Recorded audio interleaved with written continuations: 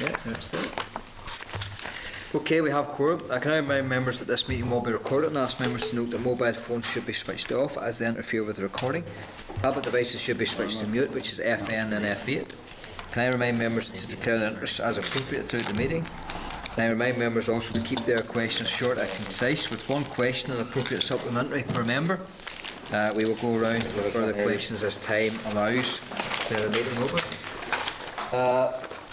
Agenda item number 1 is apologies. We have an apology from Judith Cochrane. Do we have any further apologies? Joanne had mentioned to us that she wouldn't be available for the first part due to a funeral engagement. Any other? Chairman, I left in about 2 o'clock. Okay, so any further apologies? Okay.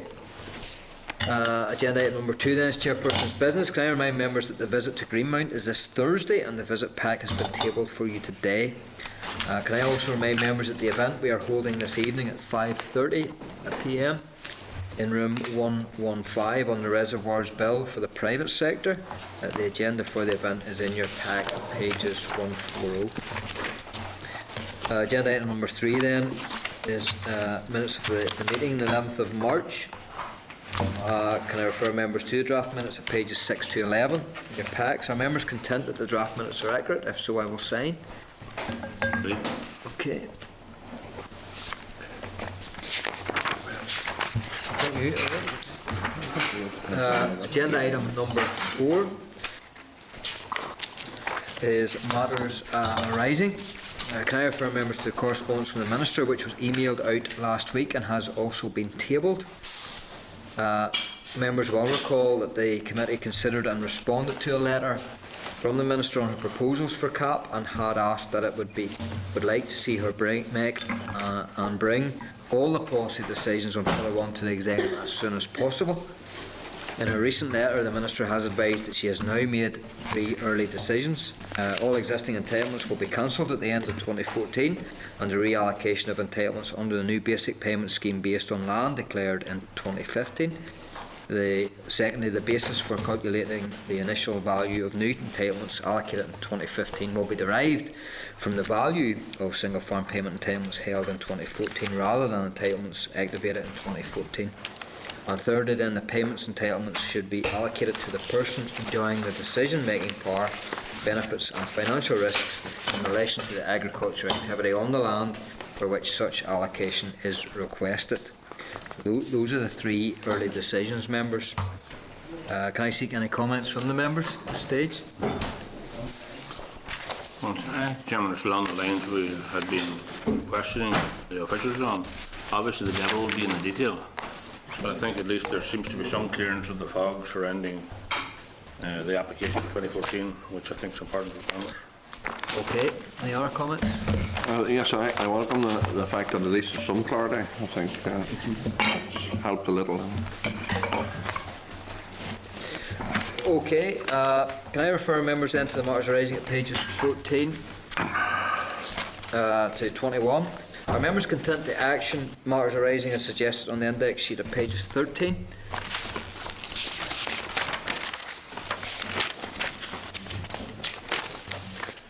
I'm happy enough. Is that agreed? Any member want to bring up a particular issue? No? Okay, agreed then. Okay, agenda item number 5 then is the reform of CAP, oral briefing from farmers from severely disadvantaged areas. Can I refer members to the memo from the clerk at pages 24 to 27 and Hansard's as follows. Hansard from the meeting with the Ulster Farmers Union the 17th of February 2013, pages 28 to 42. Hansard from the meeting, I'm sure that's 14. 2014? Sorry. Yeah, sorry, yeah. Hansard from the meeting with the Minister 18th of February 2014, pages 43 to 60. And Hansard then from the meeting with DART officials on the 4th of March 2014, pages 61 to 76. There were no briefing papers from the SDA group. But they've disappeared. Oh, have they? Okay, it's somebody the marks.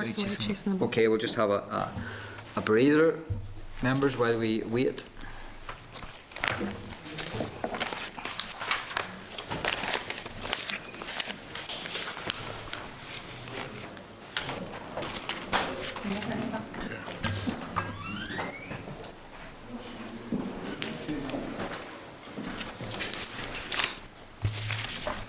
No,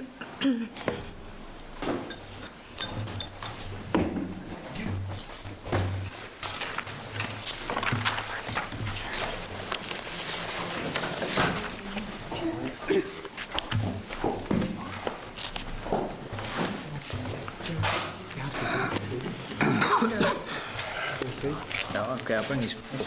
And number 4 in question from back about Joe, question you, Joe. Yeah, Question you. What question are you, Joe? trigger one. No, in question time. Do you want to? Number one. Oh, sorry, number one. He's number one. I'll bring in Joe and then you straight away. Yep, okay.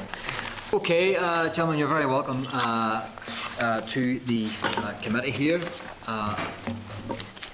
I would just like to welcome to the table, and I hope I get this right.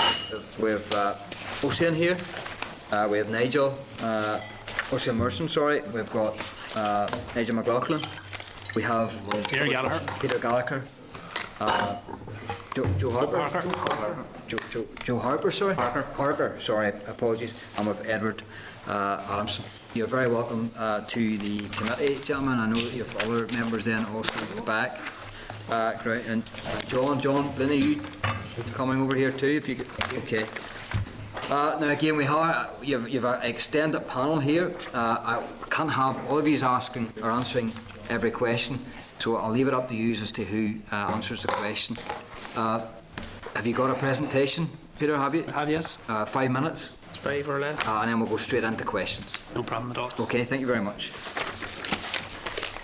Firstly, I would like to thank you for making this forum available to us today and for giving us the opportunity to prove to you that a single region and a fast transition are the only sensible options for the greater good of Northern Ireland agriculture and the wider Northern Ireland economy. How have we come to be here today? As you will know, we are the SDA Group. The SDA Group was established by Joe Parker, John Sheridan and myself as a direct result of a presidential meeting in Enniskillen by the UFU, where, to be honest, we were treated with nothing short of contempt because we highlighted failings within the proposals being put forward by the UFU. A subsequent meeting was held in Derrygonley and we were overwhelmed by the support both locally and much further afield. We were approached on a daily basis with words of encouragement for our work, and we have provided a medium for other very good existing organisations to work much more closely under our umbrella, i.e. the NSA, the NBA, Mourne and South Down Hill Farmers, Highland Group, Belfast Hill Farmers, many of whom are represented here today also. With the support of all these groups and our own ever-growing support, and a number of other groups like the Antrim SDA starting to form, I hope it is clear that despite the accusations of others, we are far from being a small minority splinter group. And as you will be aware, many of the current leading political parties throughout this province, and indeed the world over, started from very humble beginnings. As they say, from small acorns grow mighty oaks. And for the people who forced us to come together in order to prevent the farmers of the marginal lands from becoming second-class citizens, to call on the decision makers and politicians to ignore a voice which represents, at a modest estimate, 50% of the farming community of Northern Ireland, absolutely beggars belief. The UFU are out of step on this issue and have clearly become so attached from the farmer on the ground that their most recent defence of their policy is a personal scathing attack on the SDA Group and its members. We are disappointed by this tactic and also disappointed at being shunned by the media. Now, I'd like to hand you over to Edward here, who will give a wee presentation on the sheep. Thank you, Peter, and thank you to all the members here today. I am the Northern Ireland manager of the National Sheep Association, which is a national organisation with 9 regions throughout the UK. The sheep industry may be small in Northern Ireland, but we have plenty of excellence within it. In the commercial sector, we have had a UK Sheep Farmer of the Year and many others in the top 3. Our young shepherds have also won UK Young Shepherd competitions and are regularly placed in the top 3. We have been a good representation in European competitions, and the first world competition was last year, and we had representatives there in New Zealand at that. In the pedigree world, our breeders are gaining top prices and many awards throughout the UK. And I would suggest that the Northern Ireland sheep industry is one to be proud of and encouraged and not ignored. My primary reason for being here today is to represent the Northern Ireland sheep industry. And we have members in the Lowland, the DA and the SDA, and the majority, although I admit not all, support the single region model. We do understand and sympathise with the beef industry over the disastrous situation that they find themselves in at present. And the proposed two-region model is supposed to alleviate some of the problems they have and increase payments to all those with the greatest production in Lowland and DA. In DAR's latest figures, they show that to compensate cattle farmers in the SDA for their lower payments, in the proposed two-region model, a coupled beef calf payment is being suggested. But to fund that payment, a 5% siphon is required on all receiving single farm payments. This means that a payment of 5% is required. This means that only the sheep sector in the SDA would receive less in the two-region model compared to the single-region model.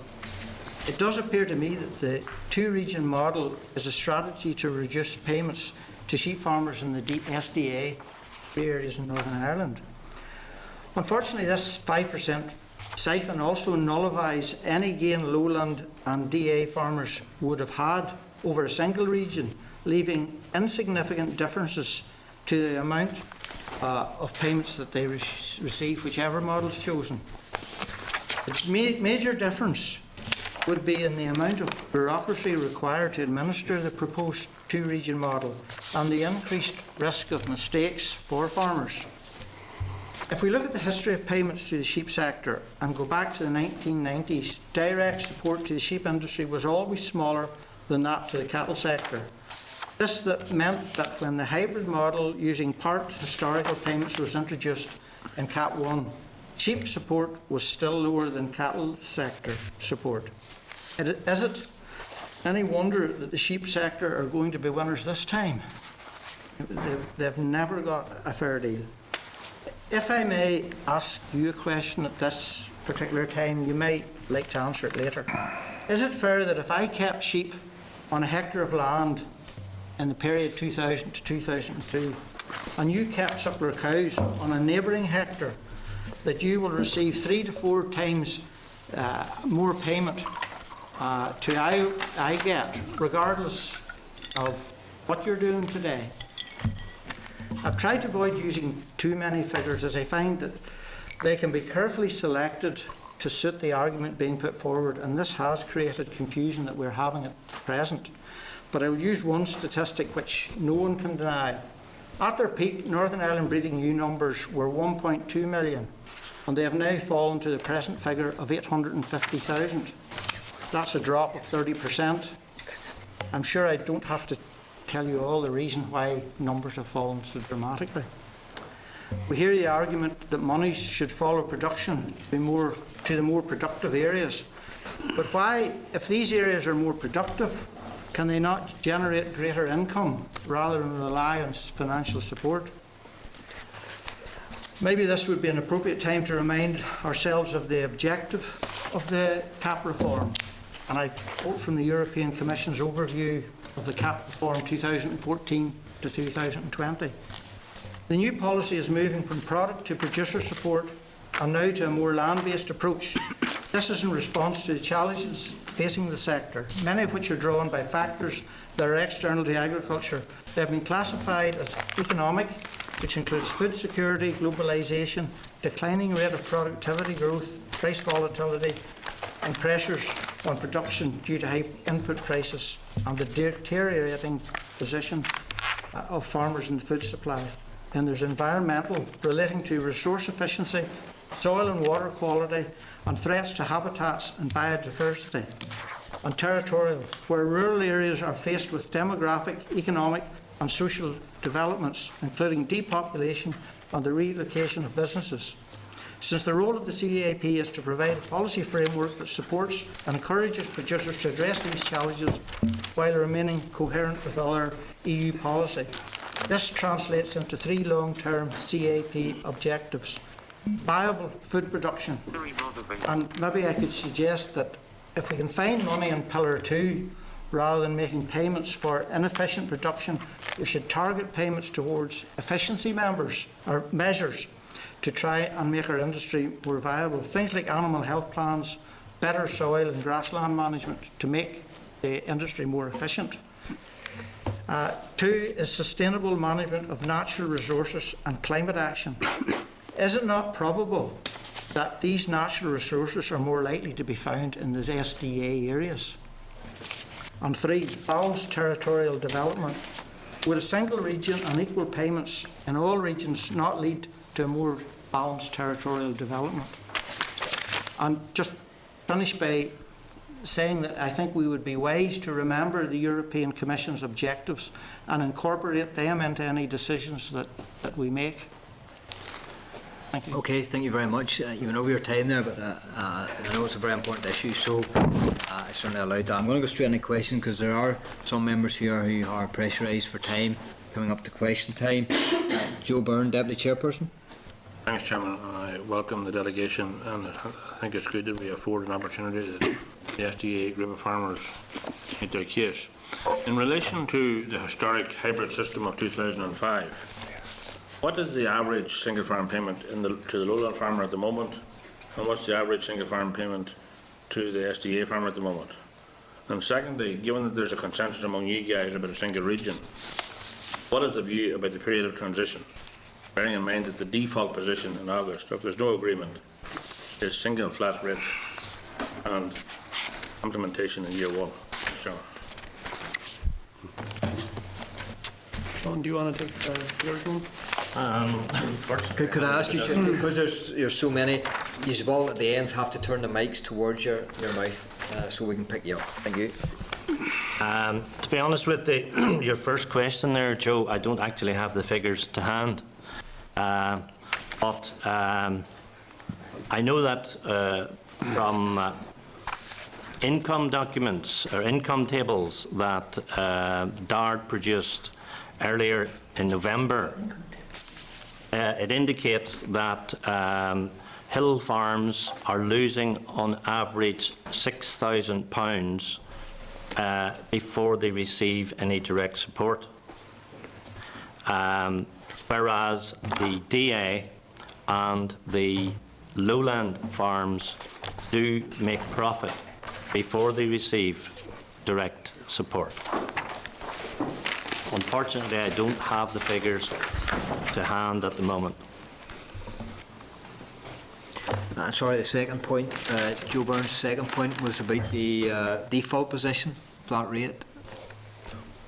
All right, Joe? And the period of transition. Period of transition, sorry. Well, what's the consensus among the SDA farmers about a period of transition, bearing in mind that if there's no agreement between the Minister and the Executive colleagues and with Europe before the end of July, default position comes in, which is a single flat rate payment and immediate implementation? Yeah. The last thing we as a group want to see is the decision going back to Brussels, where we basically will be described as a crowd of spoiled children who have been unable to agree. That is not somewhere Northern Ireland should see itself as a whole, and the government shouldn't. That all said, we, even within our own group, we would have difficulty in agreeing a best fit for everyone. And that's where the difficulty in this lies. The one region or two region is an absolute no-brainer. There's only one fit, and I have yet to hear a good argument for a two region or any other number of regions. On the transition, as a group, we would be agreed that there is no reason to let this go past 2019 without being full way. And we would have men who would be putting fair pressure on us to achieve a flat rate in the morning. Could I go back to Joe's question about payments? Yeah. And this is copied from DARD's figures, that the SDA region, it's per hectare, the average is 303 per hectare, the DA is 389 per hectare, and the lowland is 405 per hectare. We'd have to do a bit more, sorry, that's euros, yes. Just in lump sums, we haven't got it, but it could be worked out from the DARD figures. Okay, I'll ask you to repeat those figures again, sorry, if you can. It's, for SDA, it's 303 euros per hectare. For DA, it's 389 euros per hectare, and the lowland is 405 euros per hectare. Chairman, could I intervene on those figures and state that drawdown does not necessarily reflect origin? That 70% of the suckler calves sold off the hill farms were sold clean-eared at point of first punch. So therefore, there was a skew in drawdown of payments if we went down the total historic model, which was sort of followed as it was the meal lorry, or the guy who fed the most meal, and was feeding cattle. Sheep at that stage were getting roughly a quarter of the amount of money per livestock unit that the beef sector was, so there was an inequality there. Within our own group and within farming, in the proposal of the three regions, there was more variation within each region than there were between the regions. So to draw a line on it, we can't say that sort of the single region model, we can't see any justification for that, because it's going to seriously disadvantage farmers who collated historic entitlements on SDA regions or higher regions through whatever means or mechanisms. Going forward to transition, 2005 was cold turkey. It was, especially to a lot of sheep farmers. That is something that a lot of them haven't got over. I don't think it would necessarily be very good to see that replicated again. So I think, and yet at the same time, there's very little due to continuing payments or that historic element past 2019. So it's going to be somewhere between that, between 2015 and 2019, and that is down to yourselves to take the best decision in that going forward. Chairman, Yes, sorry. quick supplementary, Chairman. In relation to the formal negotiations or discussions with DARD and with the Minister, have you had formal discussions with the Minister and with DARD, and how are those going? Sorry, could you ask the question again, Mr. Burns? Have you had formal discussions with the Minister and with DARD officials, and how are those discussions going at the moment? Yeah, we've had a meeting. We have aired our views very much like we have aired here today. In terms of having ongoing discussions, we are continuously updating them on what we're doing and what we hope to achieve. So we are. Thanks, Chairman. Okay, I believe Declan has to go for questions, and we'll take him next. That's okay. Sorry, I'm just going to be very brief and have to run straight out. Okay. No, I just want to just ask you about your own representativeness, right? I've noted from some of the commentary in the press, some suggestions that you're sort of splinter group and you're splitting the farming group and you're sort of used as political footballs and all that sort of stuff. I want to give me a sense of how representatives you are. You're obviously very passionate about what you believe in. And I also make the point that certainly we've been briefed by the committee here by the officials, no later than last week, and the point was made to us by the senior officials that in a single region model, a two region model, as regards lowland agriculture, there's only makes 0.2 and 0.4% of a difference. So it's really no difference to lowland agriculture at all. So really, anything that I've seen, and also the dual model scheme would be very complex. That's what we're hearing from certainly from the department. But I want to just give us a sense of how representative you are, and to maybe display or address some of the commentary which we've all been seeing in the papers. Yeah. I am highly insulted by a lot of the comments are flying about, and as I said in my opener, it is with regret that the Ulster Farmers Union are taking the tack they have with us. We have not gone out to cause anybody any harm or anything else. The involvement in this from myself was at the presidential meeting in Enniskillen, when we were nothing short of insulted by some of the proposals they've come out with. Also to turn around and put forward the suggestion that the SDA as a whole is unproductive, again, is very insulting to the very many hard-working farmers who are carving a living out of the SDA area.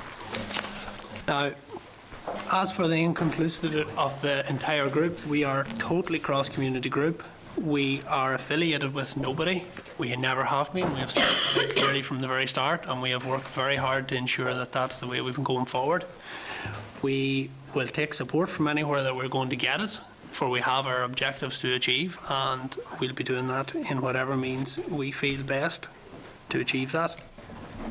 And anyone who wants to take the opportunity to come down and visit us in Fermanagh, where our heartland would be, we have no problem in bringing them round and showing them the sort of inclusivity we're talking about. We haven't. I'd like just to add to that there that the National Beef Association supports a single region model, and many of the issues that the SDA group have raised are something that we support. NBA is a UK-wide organisation. In Northern Ireland it's a 6-county organisation, not a 2-county organisation. In Northern Ireland we find 132,000 suckler cows in the hill area. There's 69,000 suckler cows in the lowland and 80,000 suckler cows in the DA area. Approximately almost half of the suckler cows, shy of 10,000, are found in the SDA area. We must support those cows equally, and the owners of those cows. That's where we find ourselves. Okay. Ourselves aligned with this group here. Okay. Views. Okay, William Irwin. Thank you, Mr. Chairman, and I suppose I'm a declaring interest, been a farmer and a lowland farmer myself. Food Strategy Board's report Growing for Growth in Northern Ireland would seem on the face of it to support a two-regional model. Do you believe they're wrong on that? We would have a lot of misgivings about the Going for Growth, so we would. Probably the opener on page 11, if you are familiar with it, where they refer to, they talk about the entire chain must ensure that each partner is working towards the same goals and delivering a product that meets the marketplace. That, in theory, is absolutely lovely. In reality, that statement shows a lack of understanding for the beef industry and the suckler cow industry. That is basically, to me anyway, in my ignorance, says to me that we must produce a beef product that the market demands on the day it demands it. And if there's any understanding on how a suckler cow works and how a herd of suckler cows is developed, the best you will achieve there is creating that product 8-9 years after it has been demanded. So it has. We have seen this now the current time. Bull beef was the major trend, E&U grades only, where a lot of farmers have gone down this route and they're now left with bulls that they can't get quoted on. The latest phase now seems to be Hereford beef, starting to run into similar problems 5, 6, 7 years down the line when men have adopted their systems to meet that. So on that principle alone, we would have issues with the whole policy going forward there. What we would see as a more realistic way is allow the areas that can do good quality product with a green, clean image and take that top quality, world-renowned product and develop the markets for it, rather than trying to meet fads which we can't achieve in a short term. Go ahead. Can I just add to that, Willie, the Food Strategy Board don't mention profit. Profit's not mentioned anywhere along the line. And profitability means sustainability. And there was no SDA representation on the Food Strategy Board whatsoever. Yet the SDA accounts for over 44% of Northern Ireland. And one of the recommendations here is AFBI, DARD, Northern Ireland Environment Agency and industry must develop an economically viable model for sustainable production, delivering on improved on-farm profitability from more efficient use of resources. Surely, the bulk of that resource is going to come from the 75% marginal area that Northern Ireland is. That's the way if you want to grow production. You use that 75% marginal area, give it a little tweak, and all of a sudden, hey, you're producing. But the Food Strategy Board, are not going to deliver on its aspirations if they think that 30% of Northern Ireland is going to produce all this produce. The danger with the going for growth strategy is for farmers. It's the farmer, as far as I see, is going to have to make the most. He may get financial support, but he is actually going to be paying money and making investments. And if it produces more, we've seen this last few weeks, whenever there's plenty of product out there, the price falls, and it's back to this sustainability. Well, if we invest money, we want to get payback, but we are not sure of it if we do that. Okay, wait. Okay, and as any other regions of the UK, do they have regional models? I'm not sure myself now, but I think they do. Regional models in what? In other areas of the United Kingdom. In other areas of the UK, do they have regionalised models? Yes, actually, Britain or England, mainland England, had regionalised models, and they're actually amalgamating their regionalised models now. Their uplands and lowlands, they are matching them in together and staying with a moorland and converging the other two together. I think I also like to say, William, in retort to the question about Food Strategy Board, and Peter mentioned it on Hereford cattle here. Everybody speaks about a clean, green image, and that's what comes out of marginal areas, the clean, green image. Yet, the beef, in a lot of cases, is coming off slats, and it's being sold on our clean, green image.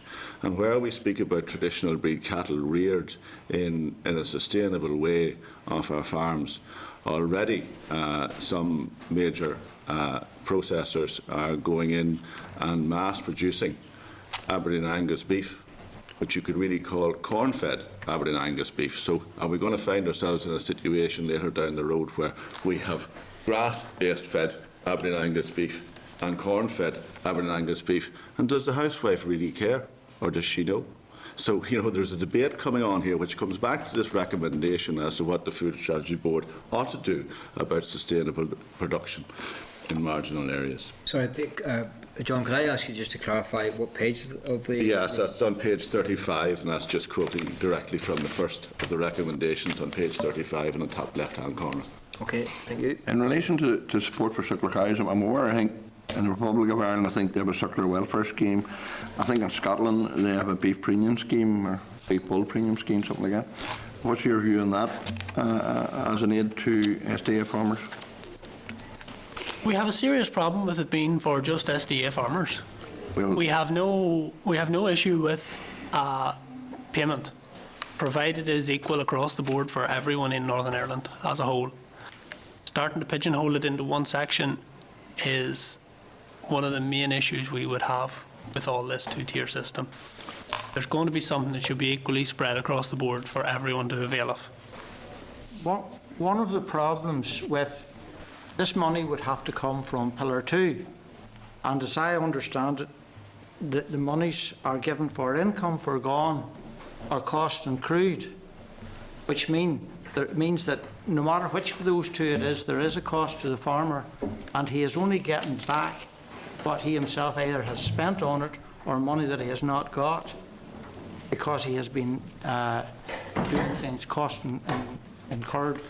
It's so really, there's the only gain maybe is that they do things more efficiently, but it's not a prop.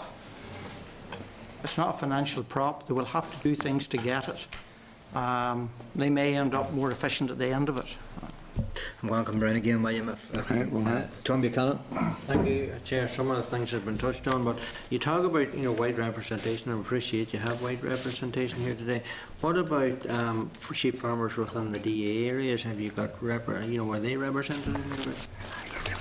Well, the National Sheep Association, we have members on all areas, and most sheep farmers, if they are sheep-only farmers, they will gain whatever you do, because sheep have not historically had big amounts of direct support.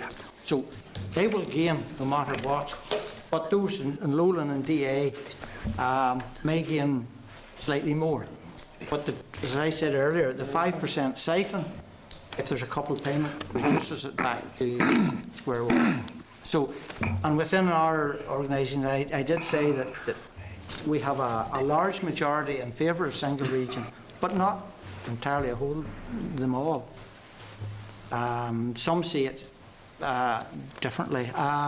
There's also where you have the cattle. If it's most farms, or a lot of farms, are sheep and cattle, and the cattle side of it will have generated larger payments, and everybody's influenced by the amount of payments, and it's not the region. The lowland region will not make much difference. Two-region model or single-region model, the difference will be on the transition period for them. Is where the bigger difference will be. Yeah, you talked earlier about the transition and that you weren't sure whether it should come in by 2015 or it should be in the end by 2019. How do you see, if that were to happen, how do you see the suckler man being protected without dying off and going out of business completely? Sorry, can you come across that again, please? How do you see the suckler man being protected? The suckler man being protected? Yeah. Go back to Willie Irwin's question and your own question on the DA. I want to just touch on the sheep for 1 second. The sheep of the hill, of the high hill, were the sheep sector which have disappeared virtually due to lack of profitability, due to lack of market, and due to lack of stratification, where they used to supply the lowlands and the DAs with stock for breeding again. Where the suckler man has come into it. Over the last 10 years, suckler cows had actually increased and come up to around 280,000 cows in the north of Ireland. And actually, the market was starting to bring more people in and produce for the market. Certainly with the schemes that you've seen with the better management, the better welfare scheme and the better breeding scheme that they brought in Southern Ireland, had them producing bulls up to 500 kilos, and those guys were getting on very well. Now they don't want those 500 kilo bulls. The suckler cows in Northern Ireland have managed to stay steady even through 2013, spring 2013, and it's the marketplace is the most important thing to keep those suckler cows there. In 2005, when we were getting about £540 per suckler cow between extensifications and puncheon monies, etc., they were still not making a profit. Scotland's cows, yeah, they weren't. Scotland's cows have gone down, even though they had a suckler, they had a calf scheme, and British mainland cows actually went up, and they had no coupled scheme at all. There is that welfare scheme that you were speaking about, Willie, is over now. A new one may come in. They didn't have the money to finance it. There is a genome scheme coming in for suckler cow production in Southern Ireland. It will you will get €60 per head, and you will be asked by the department on a random basis to provide random farmers will be asked to provide 33% of the DNA of the cattle to prove the sires and that they were used by either AI or bred sires. And as far as saying that there is no other coupled scheme in the south. And don't forget that the flat rate in the south is around €230. In Northern Ireland, a flat rate would be around €330. So really, one could argue that Northern Ireland could carry 1 million more suckler cows at £100 each of a subsidy because of the difference between their flat rate in ROI in comparison to Northern Ireland. And I would just, when you ask that question, I'll remind you what happened to the sheep industry. It has dropped by 30%. When there's no profit, men have to get out. Okay, Roman Swan. Thank you very much, Chair. Sorry, thanks, gentlemen. Presentation we had here a couple of weeks ago, I suppose, referred to a lot of misinformation that has gone about out there. How would you address that? Firstly, again, we are appalled that such misinformation is being thrown out about us. I assume what they're referring to is the figures we quoted in the organisation of the meeting in Derrygonley. And the figure they are throwing out there is £100. And just to clarify what exactly we stated in that meeting is that should a two-tier system that was going to be implemented or proposed to be implemented by the UFU, should that come into effect, the SDA region would be left £100 worse off than his lowland neighbour. And that is exactly the figures, and John will take you through the whole conversions from euro and back and forth. He has them here. Yeah, well, actually, yeah. Oh, sorry, John. Sorry, John. Under the two-region model, €66 per hectare would be, if you compare it to the single region, the SDA region will receive, well, all regions will receive on average €329, DARD's figures. Under the two region, the SDA region will receive €263 per hectare.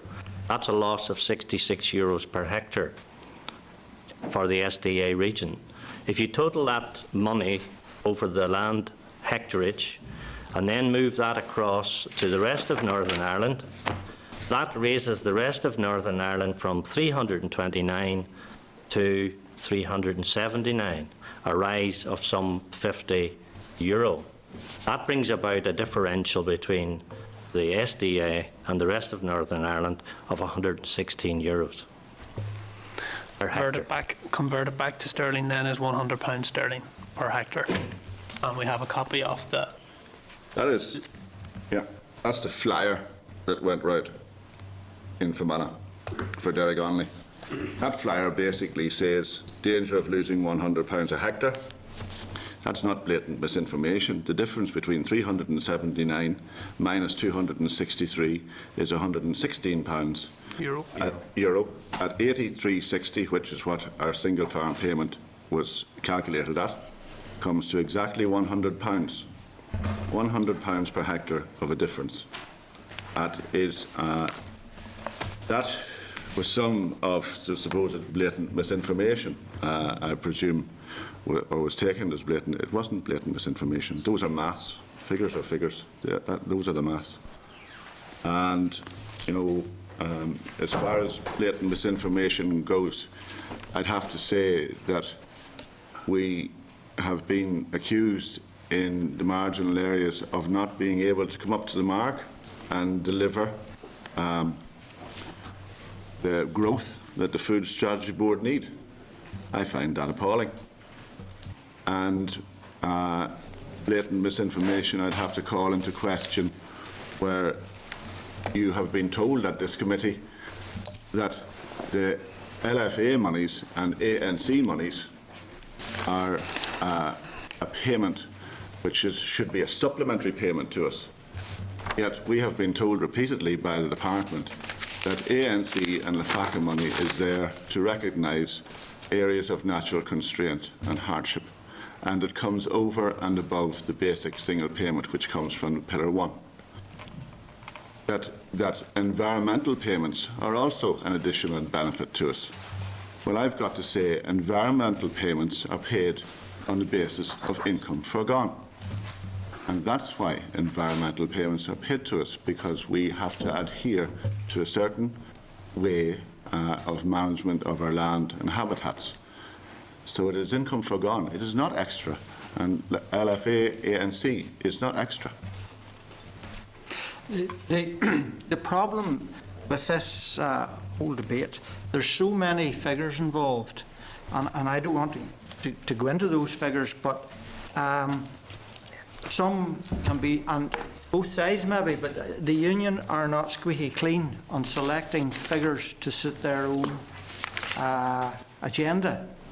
That it's, you know, the story about statistics, and you know, it's just how you pick them, and there's so many out there. It's not the time here now to go into it, but if you want to afterwards, I could talk to you. Chairman, just on that there, in regards to the SDA group, are you a single issue group? Certainly not. Certainly not.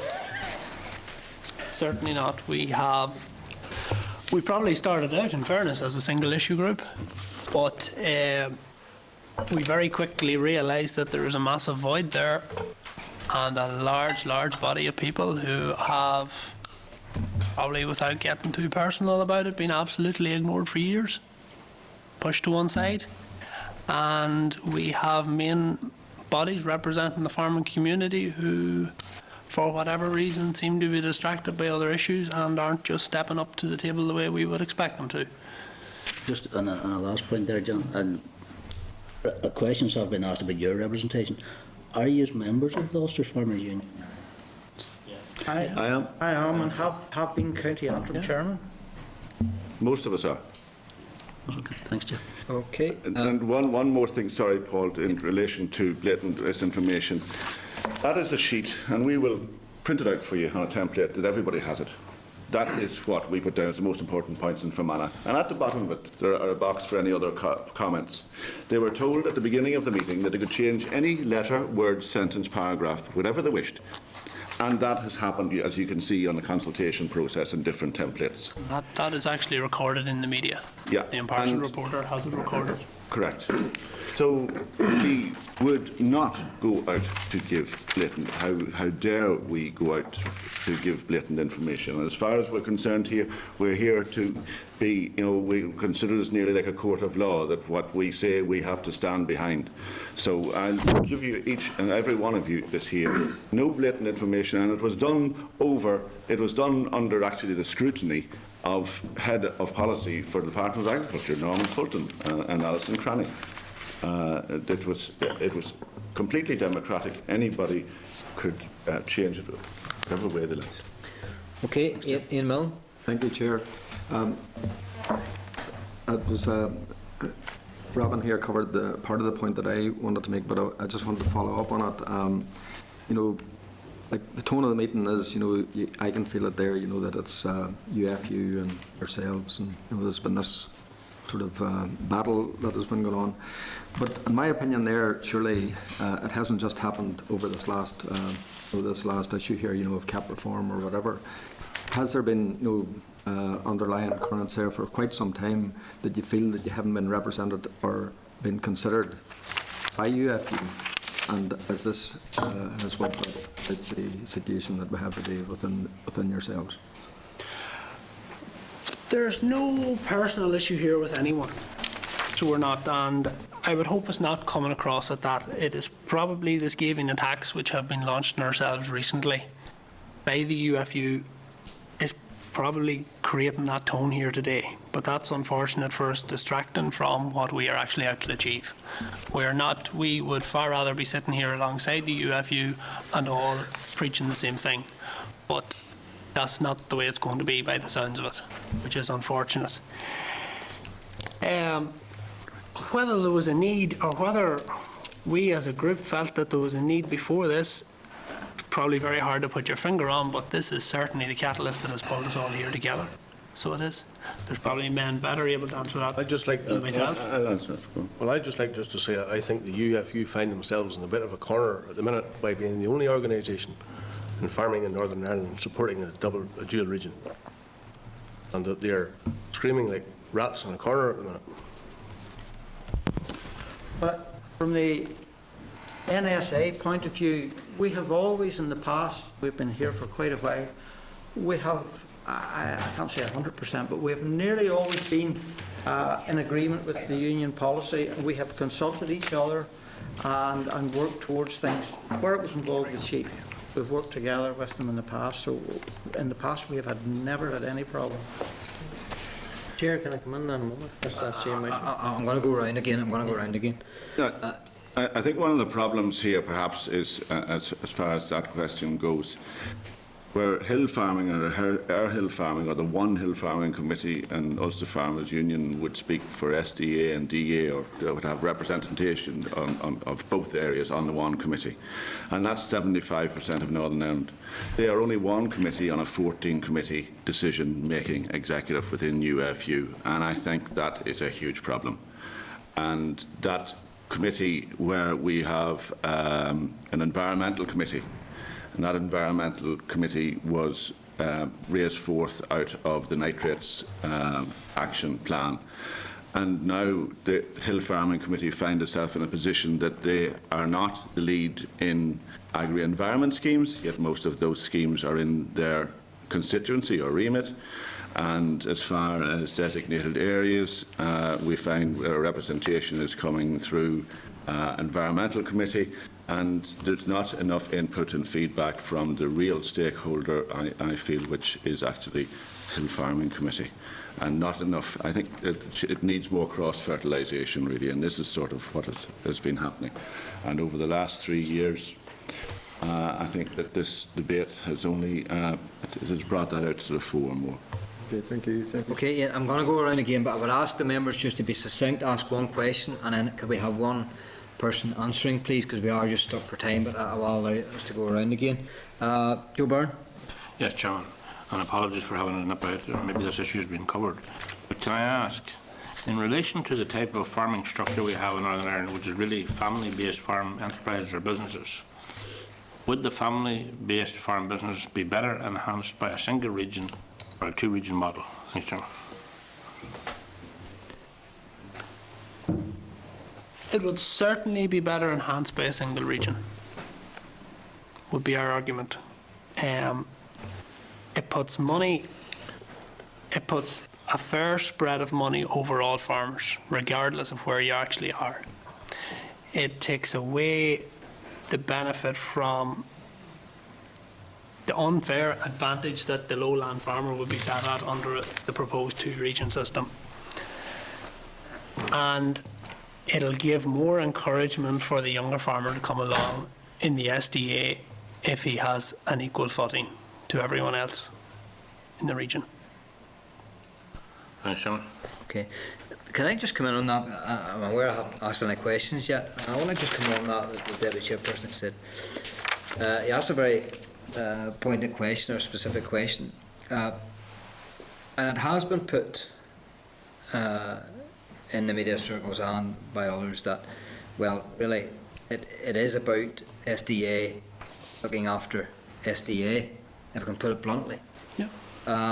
If you look at, and again, I know I'm going on Ulster Farmers Union models here and figures, but if you go with a single region, SDA sheep, and the Ulster Farmers Union quote that they will see an 87% increase. SDA cattle will see a 7.8% increase. You have lowland dairy 40%, dairy DA 32%, pigs and poultry 21%. So right across the farming spectrum, you have this large gain or low or large fall. Now, given, and I know you've talked about the historical arguments, take that aside with regards to anybody's business here now will be based on here now. Yeah. So any massive divergence of that could well upset the business plan and could then hurt the capacity for that business either to grow or to survive in the way forward, no matter what the historical arguments was about what they were getting and what discrimination there was. There is this massive change, whereas the two-region model, it on the face of it, they would argue that in most cases, not all sectors, but in most cases, that would moderate out, and then with regards to their support mechanisms for the like of SDA cattle and sheep, that they would then be able to assist those and make it much more moderate. How do you argue? Are you looking as SDA farmers and SDA? Are you looking right across the spectrum here? Certainly, we're looking for fair play for all, and I think DARD have done a much better job at dispelling that massive shift of money that has been referred to than we ever could. They have studied the figures, they've done a press release on it, and they have proven beyond all reasonable doubt that the shift is nowhere near as large as is being publicised in other sources. So I think that takes care of the massive shift of money that's been referred to. As for this additional support, to be honest, At the moment, that is absolute just pie in the sky. There's no sort of even clarity on how that would take place, where it would be. It has been suggested that the way it would end up is we would end up with 2 suckler cow premiums. We would have one that would apply to everybody in Northern Ireland, and we have one then that would apply to just the SDA area. Both those schemes would be up for review every single year. We'd have to go back through budget constraints. The reality of that is that the one that is just for the SDA, we'll be told very quickly, sorry boys, you are getting 2. We haven't got the money for 2. We'll just leave that one there. That's applying to everybody in Northern Ireland, and we'll come off the loser very quickly out of that scenario. It is adding a serious amount of extra admin on the department side, which they have proved will be of no real benefit. So for the overall scheme, I have yet to hear a good argument of any benefit in having a 2-region system. As I understand it, the Farmers Union model is at the end of the transition period, which they suggest is 10 years.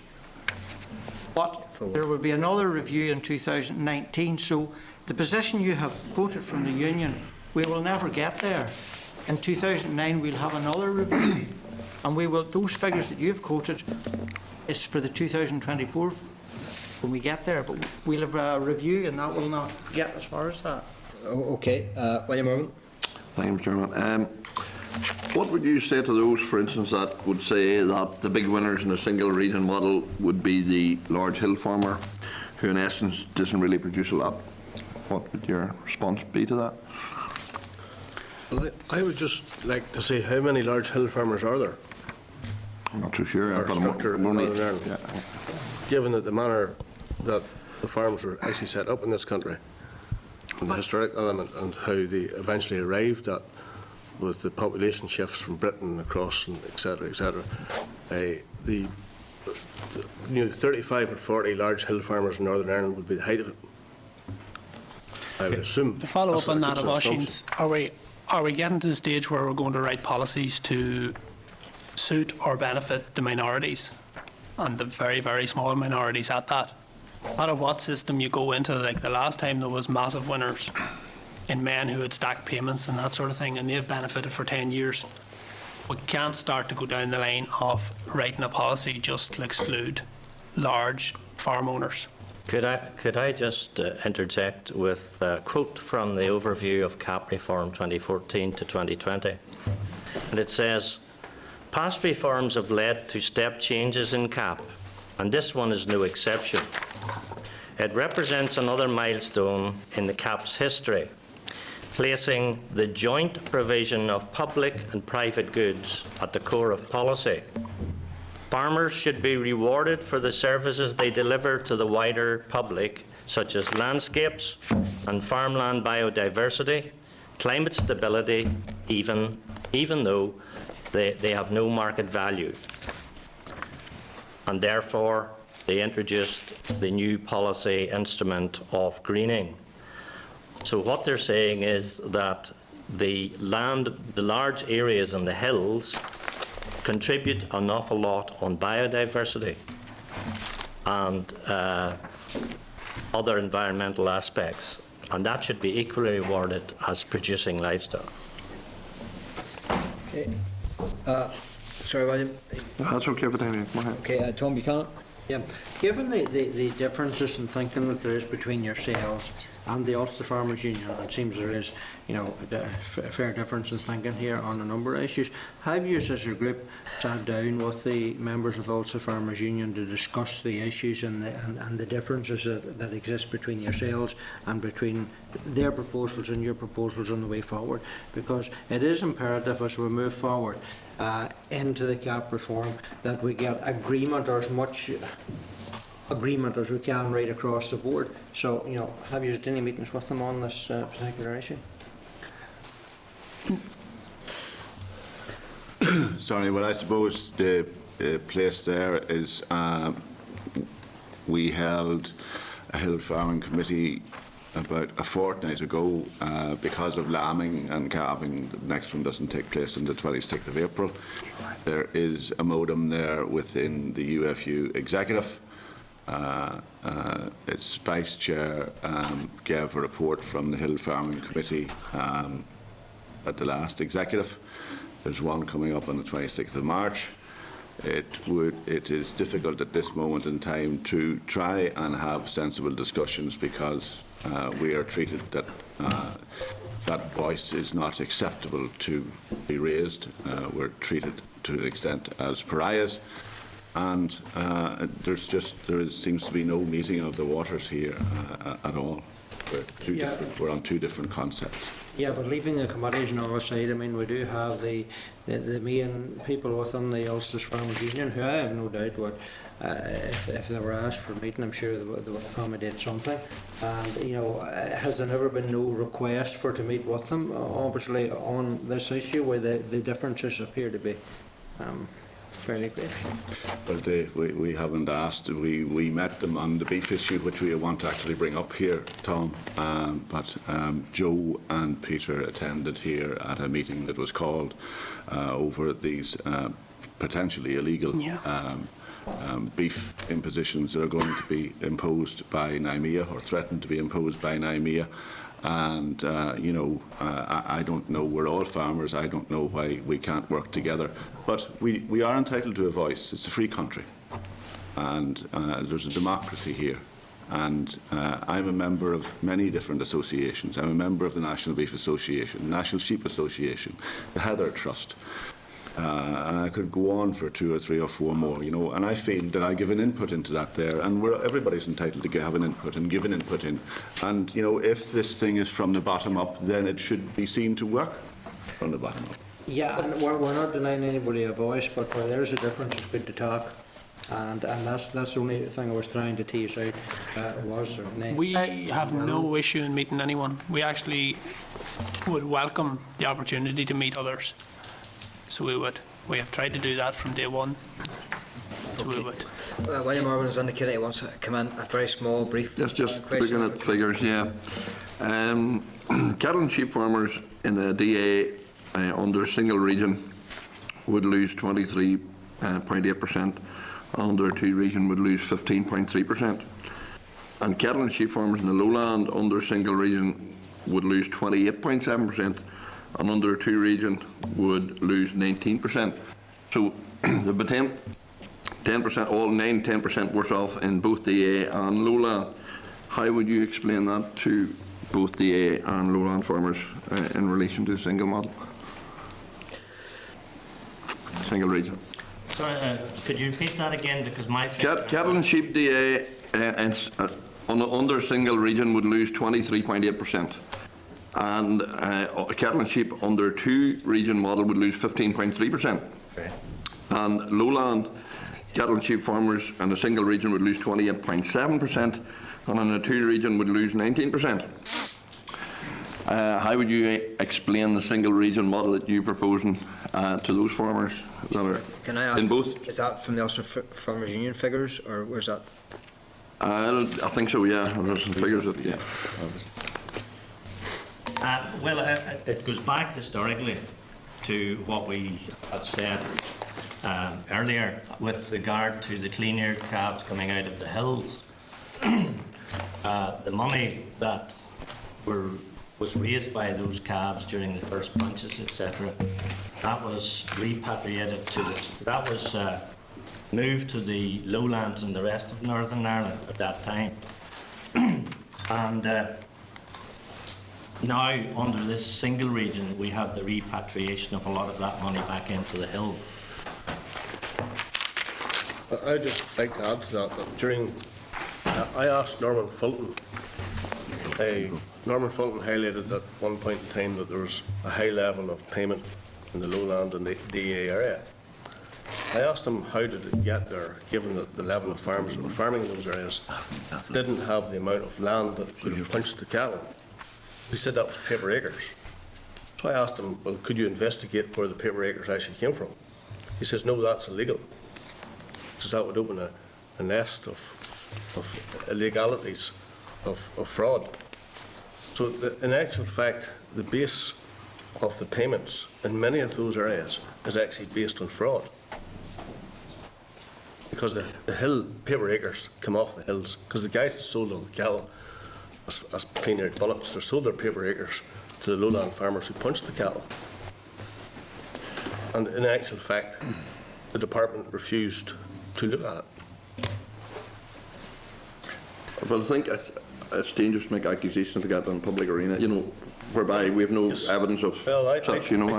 I put it to Norman Fulton and I put it to Mark McLean. And the answer they gave me was there'd be a lot of illegalities around that. We researched it, so therefore we're not going there. But if I go back to what I originally said, that those figures are probably what the result would be in 2024. So we're only going to be halfway there in 2019. We're probably never going to get there if it's a 10-year transition. So those figures it's again this thing about where you take your figures from. We need to look at the 2019 ones rather than where we go in 2024. Okay, I'm going to have to leave it there. We're already 15 minutes over. Sorry, Oliver, you want to? Just very quickly, can I just say that on the question that Thomas here asked on the inviting the Ulster Farmers Union to a meeting. The Ulster Farmers Union had meetings in Larne and in Carnock where SDA members had arranged meetings. They were invited along to the meetings. In fact, they spoke at the meetings. So there has been ongoing dialogue from SDA areas with the UFU. Indeed, I organised 2 meetings and helped organise them, and the invitation was open if they wanted to come up. But I know that they turned up in Larne and Carnock. Sorry, Chair. Just one paragraph here on the beef. Just want to read this. I would like to take a few moments to highlight the proposed cuts. I will give you a few moments, but if you can make sure you keep it succinct, because we are pushing time. And bring you up to date on the proceedings we see. The word on the ground is that the factories are going ahead with their penalties on the 1st of April. We attended the meeting with NMEA hosted by the UFU, and to be honest, the statements in the press said the meeting was frustrating, uninformative, summed up exactly our feelings. After all the hype for the meeting is duly noticed, has now gone quiet, and we have yet to see a response from many of the items put to NMEA. We are horrified by some of the statements made in the day and the misinformation presented. When Jill Gallagher asked for clarification on where our beef was being sold, they were unable to answer. The graphs they provided conveniently left out the Scottish beef price and also proved to be incorrect under scrutiny. Caleb O'Neill's statement to myself that should the beef price in Europe increase, that these proposed cuts will no longer be required. On one hand, we are being told the supermarkets need these rules because the housewife is insisting on it, yet, but if beef in Europe increases, the housewife will no longer need these requirements. I will call for a vote of no confidence in NMEA, but their arguments don't hold water. Okay, we're going to have to leave it there, gentlemen, because we are pushed for time and we are going to be speaking to the auctioneers straight after this, so I'm sure that they'll have time, as you have had, to put their points of view across too. So again, thank you very much for your attendance here today. It's been very, very informative, and thank you very much for your attendance here. Thank you. Thank you very much. Okay. Members, just to advise that the SDA farmers have also met informally with myself and the Deputy Chairperson and also other members who were able to dip in to that prior to this meeting in an informal sense. So we have had a good discussion. And if in order, members, we will send the Hansard of this session to the Minister, as we have done with the Ulster Farmers Union Hansard meeting. Okay, gentlemen, thank you. Okay, moving on then, members. Agenda item number 6 then is the beef cattle prices, the oral briefing from the Northern Ireland Livestock Auctioneers. Can I advise members? I think we may take 5 minutes, that's enough. Okay.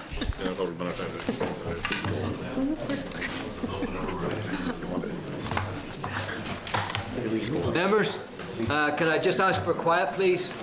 Or gallery, please. Can I just ask for quiet? Can I call the auctioneers, please?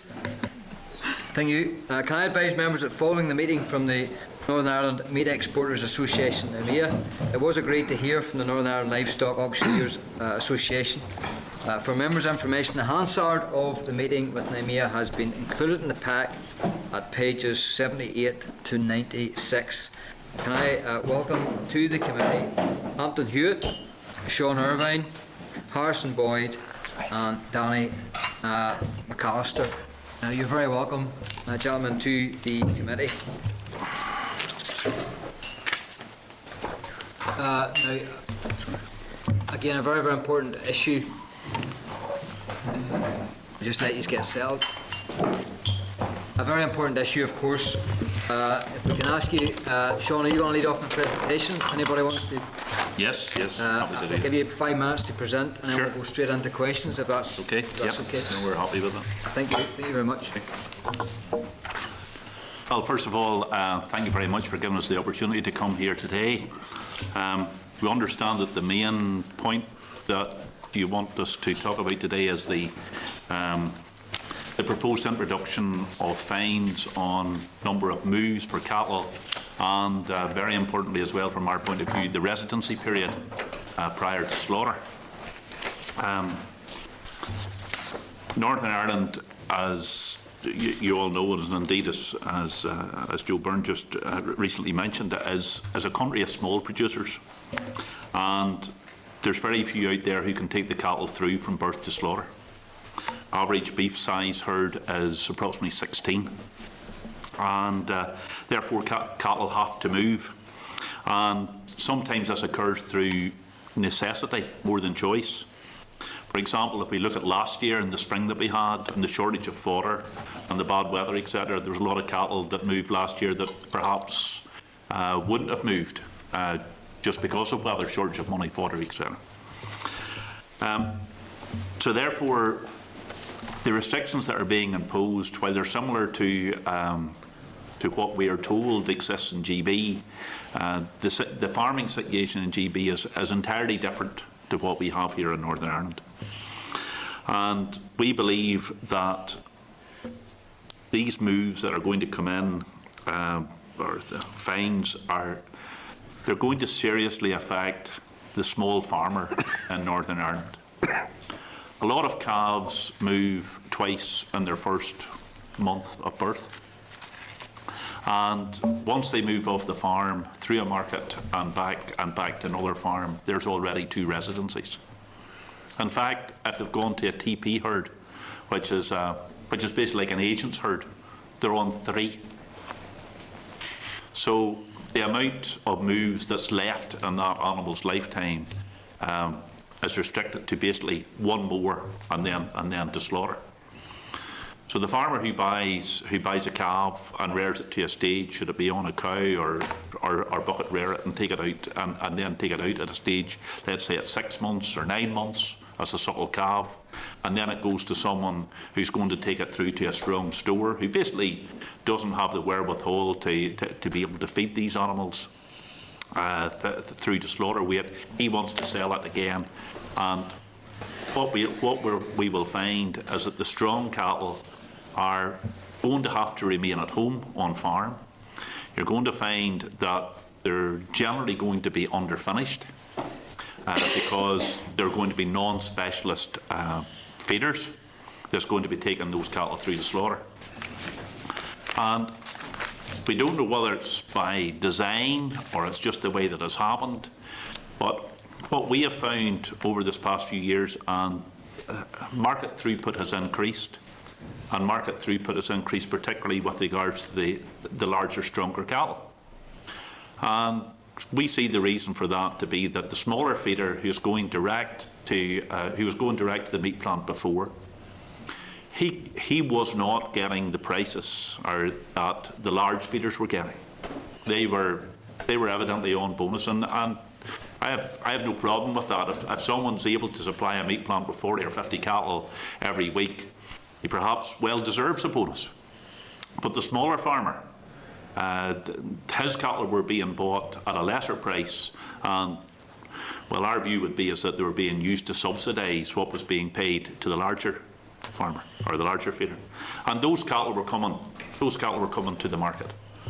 And we see that those cattle are now going to disappear. That basically is an attempt by the meat plant to, as I say, whether it's by design or it's just the way that's going to work, but those cattle are going to drift back again towards the meat plant rather than take them out to the market where they're going to be on their fourth move and then purchased by a feeder 5 moves. Feeder doesn't want to know them. And £150 for fine. Why? Why £150? We've had no explanation with regards to that at all. And we gave the scenario lately that if you had a Southern Irish cow who was imported to Northern Ireland, and Northern Ireland is awash with Southern Irish cows. There was a very good trade with regards to heifers being bought in the west of Ireland, brought up, sold as bullers or maidens. They were then served, sold as springing heifers. Then they'd calved down. They'd either be sold on again at a later stage. So Northern Ireland has lots of these, but those cows, they're going to incur a £150 fine. If they've been on their 5th move, a £150 fine. And if they haven't, and we'll come on to this point then with regards to residency periods, and if they happen to have gone through a market within 30 days of slaughter, a further £150 fine. So £450 off the price of an animal. That really, there's no justification with regards to as to why those levels of fines should come off. Now, we met with NIMEA. NIMEA asked for a meeting with us some 2-3 months ago, and we asked them 2 questions. They told us with regards to what was going to happen. We asked them 2 questions. First of all, what was the justification? Was it on welfare grounds? Was it veterinary grounds? Because we have full traceability. And they said there's no point in going down that argument that would ask it something to do with eating quality. There's no point in going down that market or that line. The supermarkets wanted it, full stop. And number 2, we asked, will you guarantee to us that it'll never be less than 4 moves? Can't do that. In which case then, we had absolutely no option but to disagree. So there was no justification for it, and there was no guarantee that it would ever be any less. With regards to residency period, the rule is that if an animal hasn't spent a period, and that could be, well, I believe the minimum at the moment is 21 days, that's going to go to 30, and then there's some contracts are going to be 70 days and possibly up to 90 days on farm prior to slaughter. And one fell swoop, and bringing that in, they've taken out the live competition in the beef trade. That's it. So, which is a horrendous situation for any farmer out there today. Because he wakes up and he has got fat cattle to sell. Does he take them to any of our markets or any of our members' markets that day? In which case, he has to say, well, the person that's going to buy that animal has to account for the fact that I'm going to have to take it home and keep it for a minimum of 30 days, roughly £2 a head per day to feed it. So there's another 60 quid that's going to come off it. And I'm also going to have to take the risk that in the month that I have to keep that animal, the price of beef doesn't come down. Because if it so happens that they pull the price of beef in a week or 10 days' time or whatever, they can't rush it out, or else they're going to incur another fine of £150.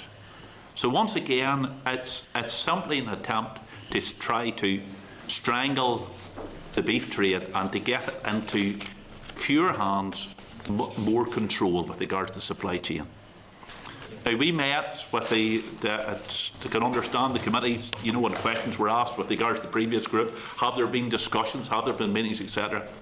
We had an industry-wide meeting chaired by the Farmers Union two weeks ago, and everyone, the SDA group were there, NIAPA were there, the union were there, National Beef Association were there, Farmers for Action were there, ourselves and NIMEA.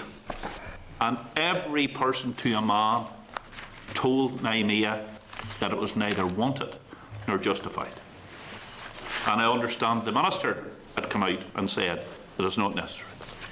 Now, if Naimia decide to go off and say, we're going to bring them in anyway, well, I don't know who can stop them, and I don't know if you can stop them. But really, all they will be doing is putting, excuse the parlance, but 2 fingers up to Northern Ireland agriculture with regards to what it is they intend to do. Now, we have heard nothing back, and I contacted the union again today, just before I came here, to find out if they have had any response, and they've had no formal response from Naimia. So, you know, I don't know what it is they intend to do. Okay, I'm going to stop you there, Sean. Yes. It's okay, and we'll go to straight into questions, and again, you can answer them as you see fit, and again, we can extract more information from you. Thank you very much for your presentation. It was very informative, and it was refreshing. There were no notes, which was good. Not every official that comes here can do that, so again, thank you very much. First question, Naimia would say, and have told us, this committee, although I couldn't find it there in the Hansard I was flicking through, that this will affect 6% or thereabouts of the industry and trade. Okay. How do you answer that, and how then does it affect not only the industry, but how does it affect the auctioneers and the merchants themselves? Okay. There's first of all, we could take the view that if it's only 5 or 6% of the cattle, so really what is the problem? 94, 95% of the cattle are in spec, so let it be. The other way that we have also looked at it is that out of, and these are figures based on, these are DARD figures, 431,000 Northern Ireland bred cattle were slaughtered in Northern Ireland factories in 2013. 139,000 of those came from the herd of birth. Okay?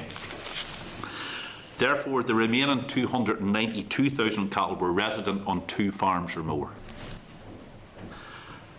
And it's from that pool that the March throughput is derived. Now, Naimia were using the figure of 6% for cattle that were outside the residency threshold, approximately 26,000. But if you take that 26,000 as a percentage of 292,000, as opposed to 26,000 out of 431,000, then the effect on us is 9%, which is much greater from our point of view. And also what we will find is that it's the strong cattle, as the cattle further on in life, are going to be the ones that we're going to lose. And they're the ones that, from a March point of view, generate more revenue from commission. Again, all the members can chip in here, although I can't have all 4 of you answering the same question. We just wouldn't have the time to allow that. With regards to the actual policing of this, how will Naimia or the abattoirs, slaughterhouses, how will they know for residency or for residencies? And what power have the auctions of the March to actually balk at this and to put a foot down and say no, we don't want to do this, given the pressure from the supermarkets, and given the fact that they want uniformity, even though I take your argument entirely about the different types of farming, different systems of farming. How will they be able to police it? And then what will you, as auctioneers in March, be able to do to stop it? Any animal that would be coming into the meat plant, they can do a history check on it to see with regards to the number of moves that it's had. Either through their own system or ask the farmer, and the farmer can go on to APHIS and check with regards to the number of moves. From our point of view, all we have to do is say no with regards to the display of it. How would that affect the industry? The larger feeders are going to, who would be purchasing those cattle, are going to have to take a view financially with regards to the risk of those which they purchase, or else find some alternative outlet for those cattle that are on 5 moves or more. And there have to be alternatives, and there quite evidently are, because there are other meat plants out there who are taking advantage of the situation with regards to the possible depression in price of ROI cattle, cattle that have moved more than 5 times. Also, with regards to the live shipping trade across the GB, we have no issue with regards to any of our customers going there. In fact, they'd be delighted to see us display these moves, because they reckon they could buy them so much less. If it turns off all the Northern Ireland customers who are going to the Northern Ireland meat plants, the shippers are rubbing their hands and saying, well, in effect, we should be fit to buy them £150 a piece less. Okay, I'm going to put it out to the members. Joe Byrne, Deputy Chairperson. Thanks, Chairman. Like you, I welcome the delegation and admire the succinct way auctioneers can lift their thoughts and their views. In relation, Sean, to what's the quantum value of that will be sold through the totality of the marsh in the north of Ireland at the moment? Now you're asking me about a question. I don't know the quantum value. What I can say is that in 2013 we sold 402,000 cattle, and that's an increase of just over 10% since 2010.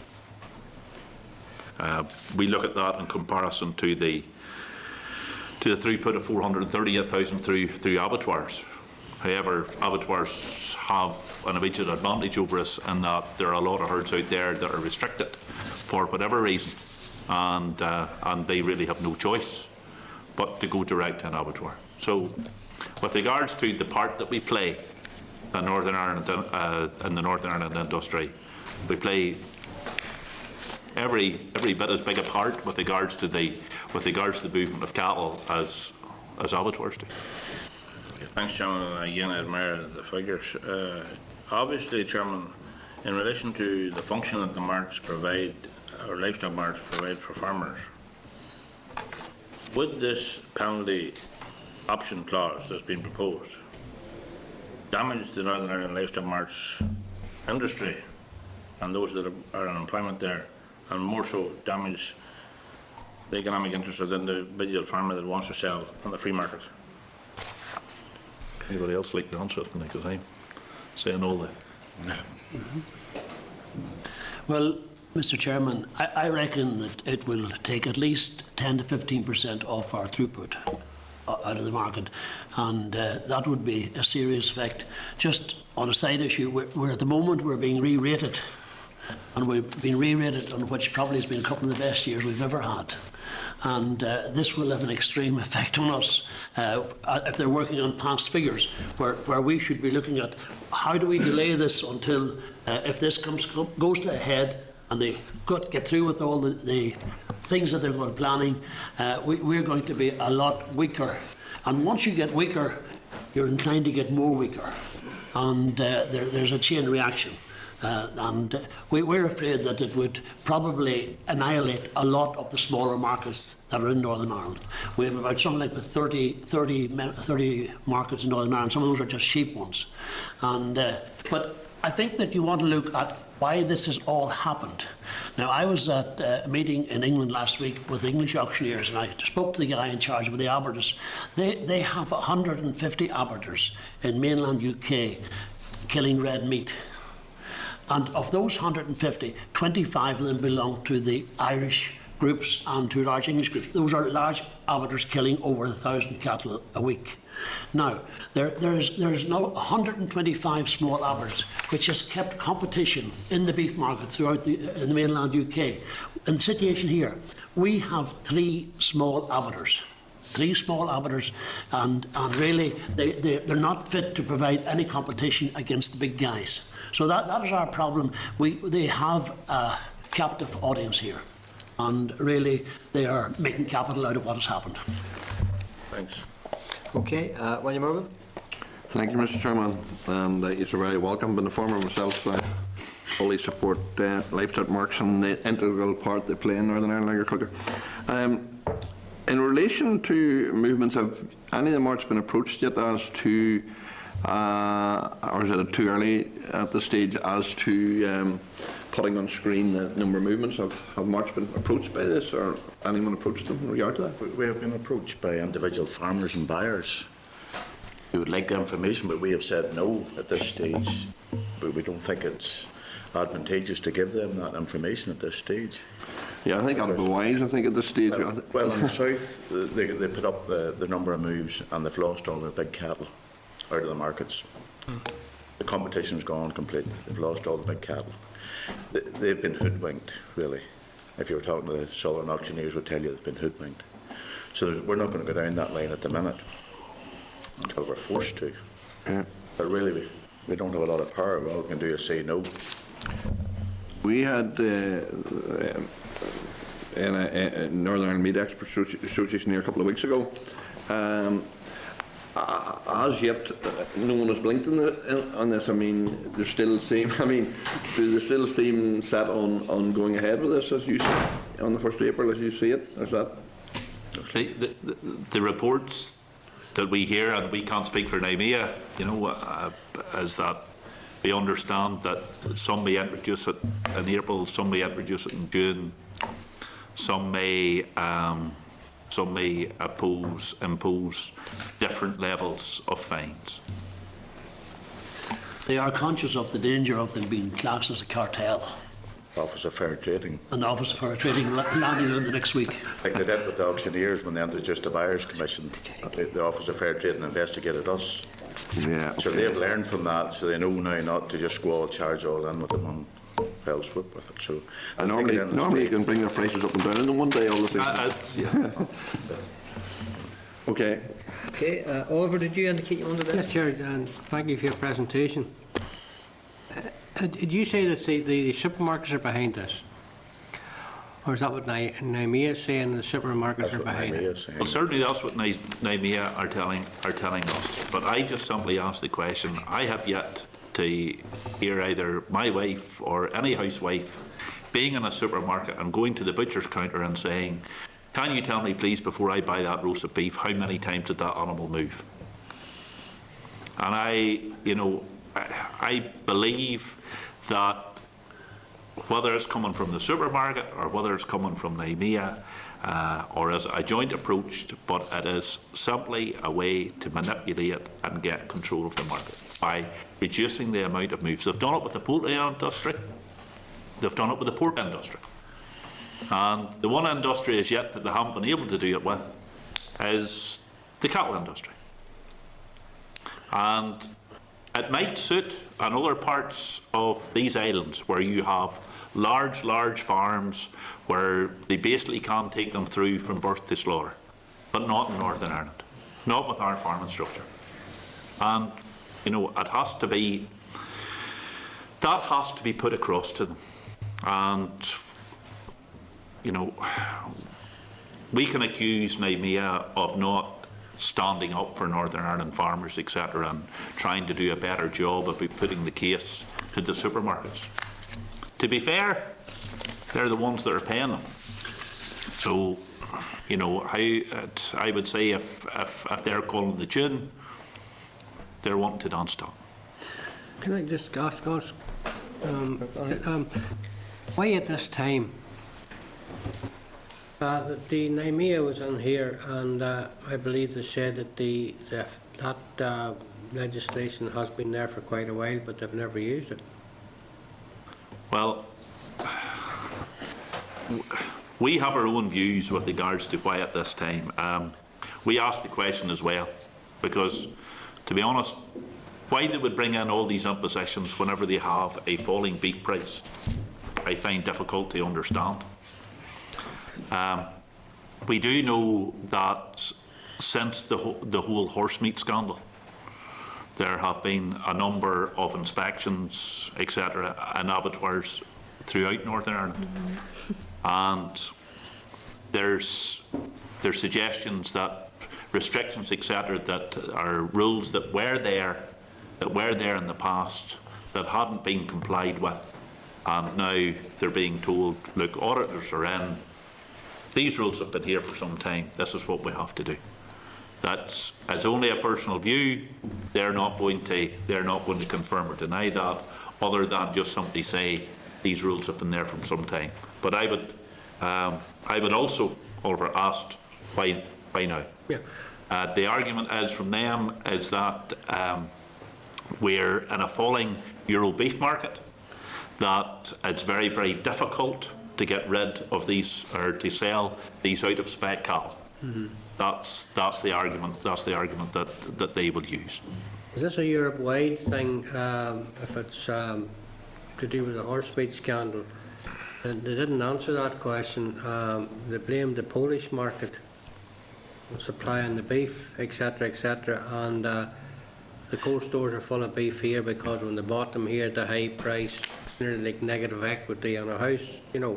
We get the view put to us that the supermarkets are looking at the price of European beef in comparison to ours. Yep. On one hand, but then on the other hand, we're being told the British housewife wants to eat British beef. That's what we're told they want to eat.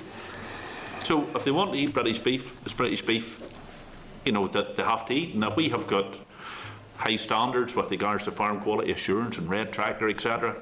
Then why are we comparing that to the price of Polish beef? And to talk about European beef price, the vast majority of it is based on bulls. 100%. 100% of it is based on bull price. Mainland Europe. Yeah. Our bull price is not good.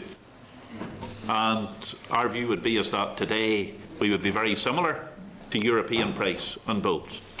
But, you know, we have been very recently discouraged from actually rearing bulls because they brought in very severe fines for them just before Christmas, and a large amount of bulls were taken out of the system. But we're producing steers and heifers. Can I just finish, Chair? I'm just saying the fine that they're putting in, £150, and it can go up to £450. Yeah.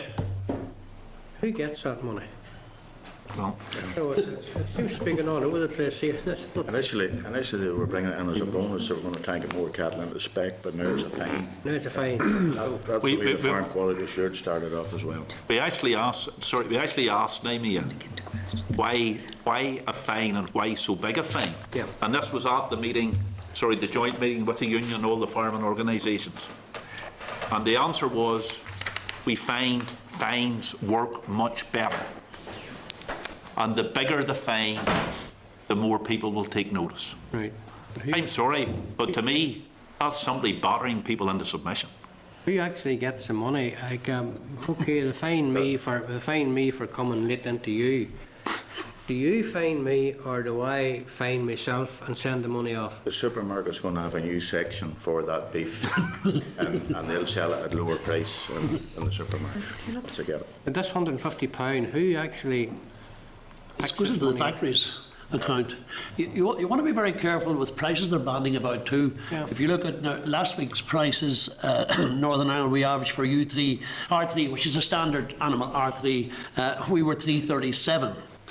Scotland was 387. In my reckoning, that's 50 pence above us last week for the similar quality animal. And then if you look at the UK averages, they are 380. So they've already a substantial margin. I have this down on a little picture and ringed here, I think. Yep. Just go around there. If you look along the top line there, that's U3, R3, and if you look at the those prices that I have ringed, Northern Ireland 337, Scotland 387, the UK average 380. We are at a substantial discount here already. It doesn't take 40 pence a kilo to ship beef from Northern Ireland to UK. And we have probably some of the most efficient boning plants here with the abattoirs, courtesy of huge government grants, and the very efficient plants. And I would say it's not costing them any more than 10 pence to get there. Yet they've already built a 30 pence bonus into that. There is no competition here, unfortunately. Okay. Thanks. Robin Swan. Okay. Thanks, Chair. If you look at when people last week were looking to get cattle away and they were put off for another week, they imported 533 head. Northern Ireland last week plants total of 533, the highest weekly import since November 2013. Sorry if you run around there. Yeah, sorry, that's from the south of Ireland. That's 533 animals imported in the south of Ireland, yet they were putting off northern sellers because they hadn't room for it. Yet that's what's happening. Okay, I'll allow the members just to read up on the Well, it's just the last part of that there that I've starred there. Okay, I'll bring in Robin Swan. Thanks, Chair. Very timely information. We didn't me up in front of us last week or the week before, and the presentation they gave us was 3 slides in pricing. The first one started off with the price for R3 in 2010. The second slide then went to the price of beef in Europe, and the third slide finished off as 95 VL. And they showed us how bad prices were. Now, the 3 slides were no more related than the man on the moon, and I think that's borne out, with these presentations. In regard to the movements, and the ROI one specifically, and Sean, you touched on it, an animal coming in from the south, what's the record history of its movements coming across the border? If it was moved 4 times, moved 5 times, before it comes onto Northern Ireland farm, that's not... We get no record of the southern movements. It just comes out on APHIS as imported animal. Right. So of these 533 head, they could have moved 12 times, they could have moved 20 times. Yeah, exactly right. They won't be penalised. Or maybe straight out of a market in the south of Ireland. And they won't be penalised coming into our beef industry. Well, who knows what the deal is. Right. The £150 fine, NIMEA has set up that they're fining. The £150 value, that specifically amount, is that a NIMEA stipulation? What else? As we understand. Yeah. There's been a lot of talk, and as you referred to it earlier on, about who you talk to and who you meet. Have we any validation from the supermarkets that they have a stipulation on 4 movements? We're led to believe that some of them have, but ASDA, we've been told, don't have any stipulations. Is that right, ASDA, which are a very big market for Northern Ireland beef? We understand the Farmers Union have commissioned a report, I think along with the NFU, whereby they're trying to speak to all the supermarkets and actually tie down what their requirements are. One man said to me, he says, you expect me to buy cattle not knowing many moves, it's like buying a pig in a poke. Well, I says it's the factories put the pig in the poke. So. Okay, thanks, Chair. Okay, Joe Byrne, Deputy Chairman. Yeah, Chairman, just a follow on from the general thrust of where we're going. Can I ask, in relation to this restricted outlets for beef cattle, because that seems to be one of the difficulties, how do the Northern Ireland auctioneers feel about having accredited exports of live cattle trade out of Northern Ireland to not just GB but to beyond GB, be it the Middle East? And are DARD helpful or not in that regard so far? Thanks, Joe.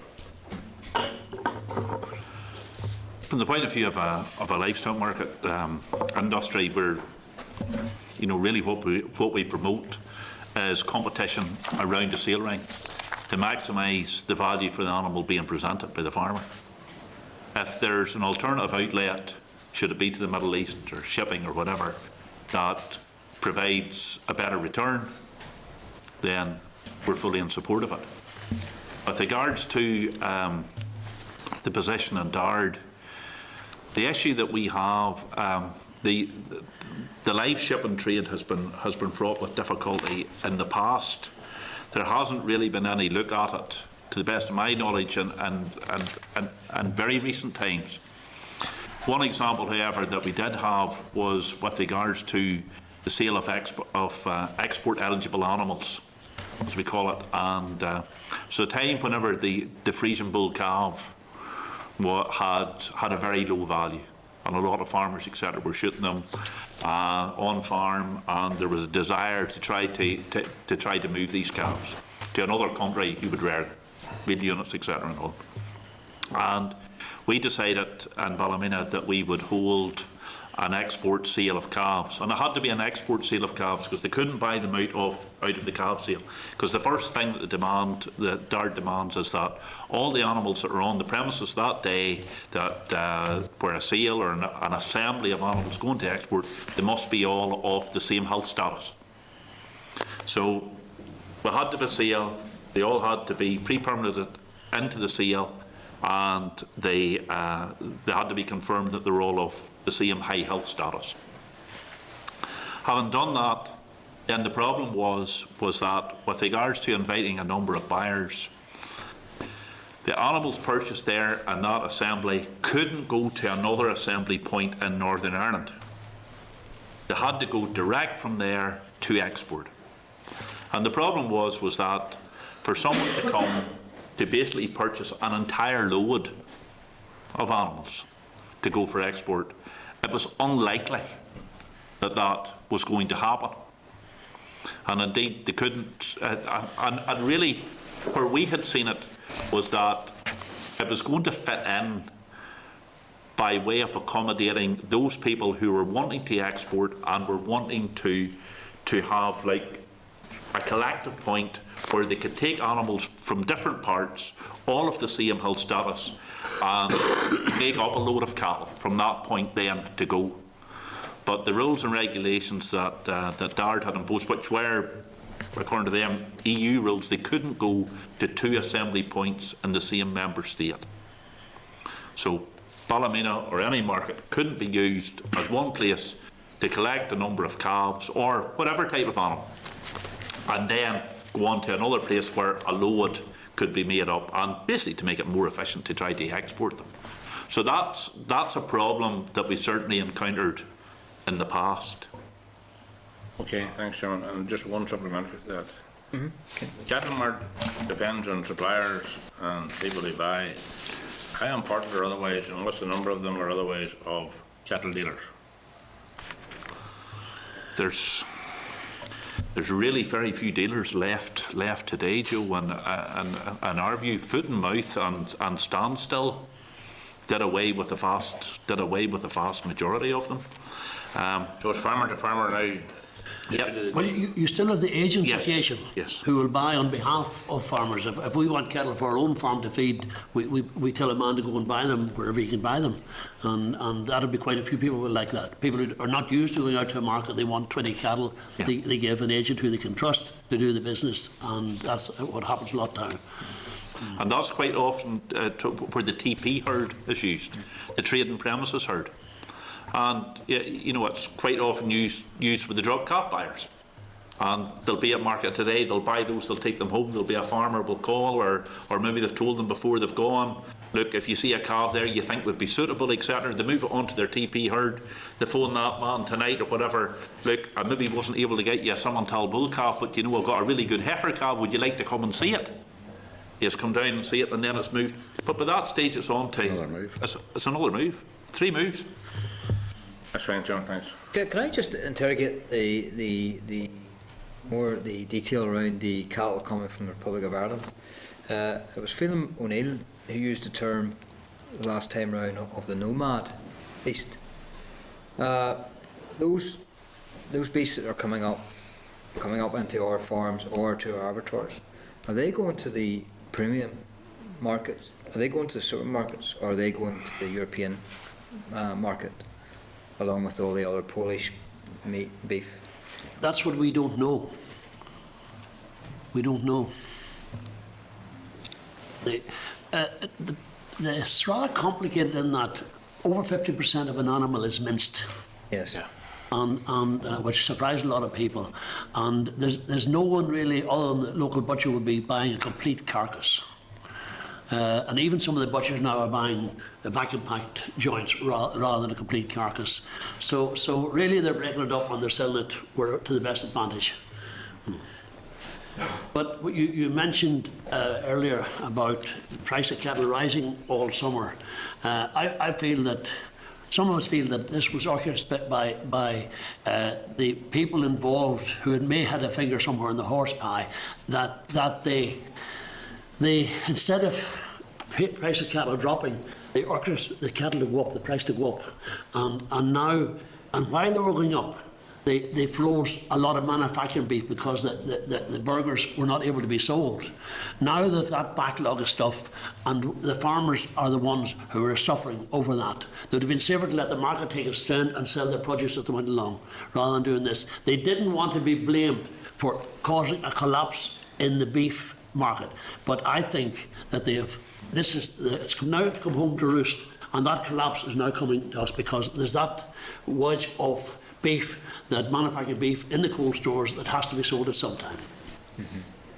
Okay. William Orman, you want? Yes, thank you, Mr. Chairman. Touching on what the Chairman has just mentioned, it seems strange they can import 533 cattle last week for slaughter, and still in all, Republic of Ireland cattle that's on the farms, they want to discount them or cut them by £150 a head. I did sent a letter to the Minister in regard to that just about 2 weeks ago. Got a response a couple of days ago just to say that we're hoping to have a system in place to deal with this, but it could be 2015, so that'll be a year away. In regard to, that they don't lose this identity or become nomads. So I may have to go back to her to get more clarification, but she talked about 2015, so farmers that have those cattle on their farms are going to have to wait a while by the look of things before they're. That would seem very unfortunate, Okay, Alderman McMullen. Very quickly, Chair, what then can we do? I know but it is. What can we do to help? And you said at the start that you don't know what we can do or anything else, and I was wondering what you were holding back on, but now I realise what can you do? Correct. There's the bases seem to be all covered here. Well, I think certainly, what's being proposed has to be looked at, and especially I think from the anti-competitive nature. And I think particularly with regards to the residency rule prior to slaughter, that to me flies in the face of competition because it immediately takes it out. And there has to be some way that could be challenged. The 30-day one. Yeah. Yes. Yes. Because that's just simply wrong. And would it help if Darren made a definitive statement regarding that issue and maybe help to remove that criterion? Any help to remove that would be, would be a big help. The other point that we make in relation to that is that the vast majority of markets, I'm not sure who isn't, but the vast majority of markets in Northern Ireland are quality assured markets. And we were asked to become quality assured markets so that we could take the chain of farm quality assurance right through. And it was so that if someone brought a farm quality assured animal to a beef market, in particular, that once it would go through the market, it wouldn't lose that status whenever it would go to slaughter. So we do that. We pay our fees. We suffer our inspections, etc., and all of that. But today, that really means little or nothing, because if the animal's sold with us, it's still going to have to go home for a minimum of 30 days. And I think that's one aspect that certainly needs to be challenged, and we see that as being wholly anti-competitive. I think with regards to the number of moves, I think it would be helpful once again, depending on what view the committee arrives at. But if they also see that it's wrong, that they should be imposed, that is made public, and once again, I think the more pressure that's brought on now, we have all the farming organisations telling them it's wrong, we have the Minister telling them it's wrong. Hopefully you know, that we can convince you that you also say it's wrong. Now, as I say, I don't know what more really we can do, but you know, you would like to think that if 100% of public opinion is basically telling that it's wrong, that sometime they'll wake up and listen to it and say, look, have we gone a step too far here? And you know exactly what are we doing. I think financially, from our own point of view, Harrison has made the point with regards to the current rating review that's going on, and it is a genuine problem for us, because the processors pay, as I understand it, they get a discount of 70% of their rates because they're in manufacturing. So they're paying 30% rates, we're paying 100% rates. By these rules and regulations, our business is going to get screwed, and because it's going to be based on our last 3 years' accounts. But really, going forward, we're looking at a definite reduction in throughput and money and money lost going forward. So, you know, if there's anything that can be done with regards to the current rating review, we'd appreciate that as well. Just quickly say, can we see an increase in nomads coming over the border? Because what's to prevent them now exporting over the border and bringing them back? They would have no documentation if they... After what you're saying, there's no... And I can fact there is a major problem with a year or 18 months ago, some southern farmers bought Frisian bull calves in Northern Ireland and reared them to 12, 15 months. Now they're trying to send them back north again, and they're even worse than a nomad. No one wants to hear tell them or know anything about them. This is funny. It's a funny situation where they spent a residency period in the south, coming back north again. The factories don't want them. But I can see us knocking the whole market up completely from that end as well, because there's nothing to stop. We're supposed to be in a free market. Instead of that, the market is labelling regulations probably have caused part of this trouble, but it's becoming more and more difficult to a free market. We were at a conference in Europe there about a month ago, and really they were complaining about the rules and regulations of having to label everything before it goes on the counter, and it was causing a lot of problems back down the line. And do we know anybody else is charging £150? No. Thanks, Chair. Okay.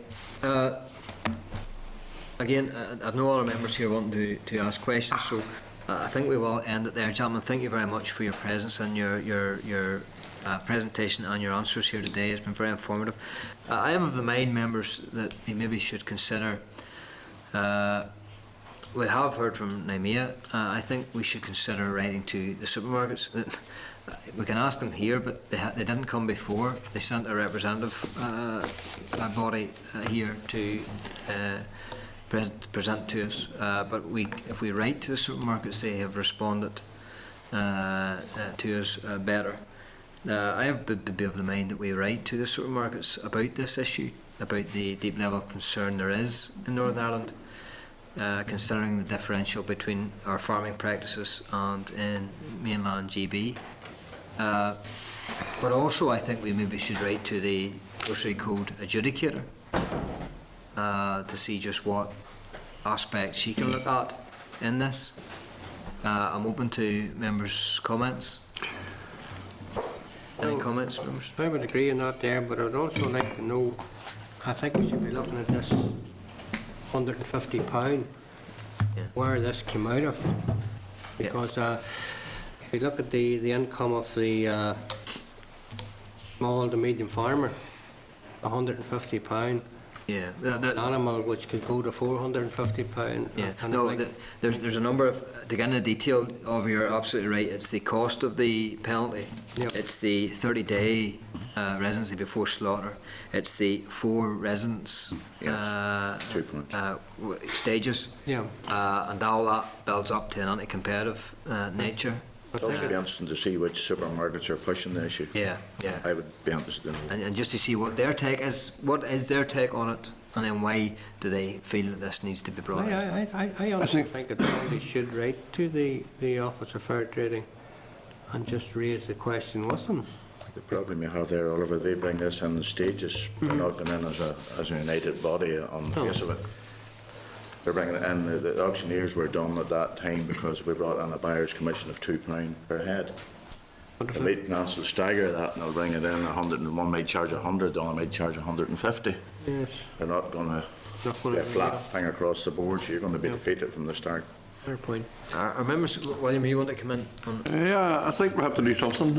Obviously, as a committee, to help in any way we can. So I think if we do, supermarkets, I'm told some of the supermarkets, not all the supermarkets are imposing this, so that will be interesting too. And maybe if you could put pressure one against the other, maybe it would be interesting to see. So it'll be nice to know who is pushing the issue. Absolutely.